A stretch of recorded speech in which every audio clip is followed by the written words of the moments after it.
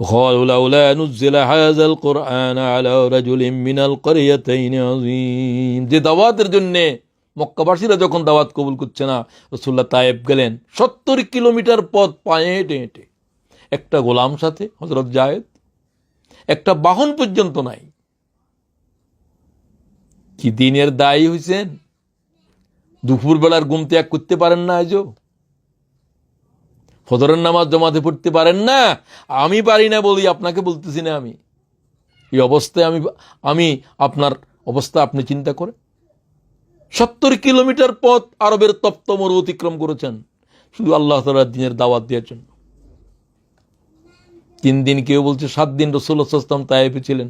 প্রতিটি ঘরে প্রতিটি জনে দাওয়াত দিয়েছেন, একজন মানুষ আল্লাহ দ্বীনের দাওয়াত কবুল করে নাই।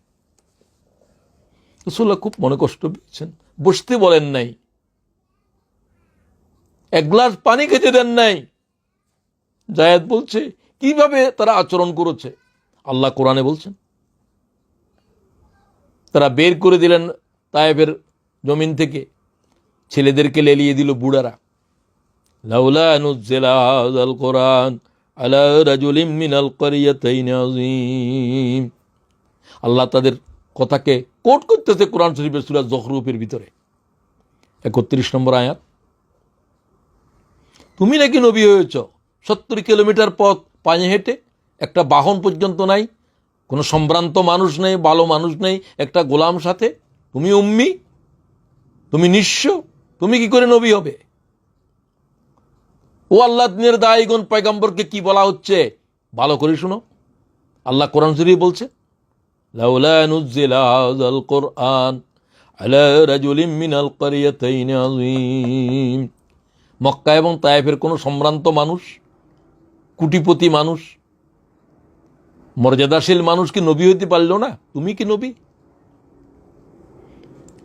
মার পাথর মার। আমি সে তায়েফ গিয়েছি যেখানে রাসূলুল্লাহ বেহুশ হয়েছেন, সেই জমিনে আমি দাঁড়িয়েছি, আমার কদম চলে নেই সামনের দিকে, এখানে রাসূলুল্লাহ বেহুশ হয়েছিলেন। জায়েদ বলছে এইভাবে রক্তক্ষরণ হচ্ছে রাসূলুল্লাহ সাল্লাল্লাহু আলাইহি ওয়াসাল্লামের উপরে, তামাম শরীর রক্তরঞ্জিত, রাসূলুল্লাহ বেহুশ হয়ে গেলেন। তিনি নিজেও আহত ছিলেন। মাথা উঁচু করলেন, আবার পাথর মারা শুরু করলো বালকেরা। 3 বার পর্যন্ত আল্লাহ তাআলার পয়গম্বর মাথা উঁচু করেছেন, 3 বার বেহুশ হয়েছে।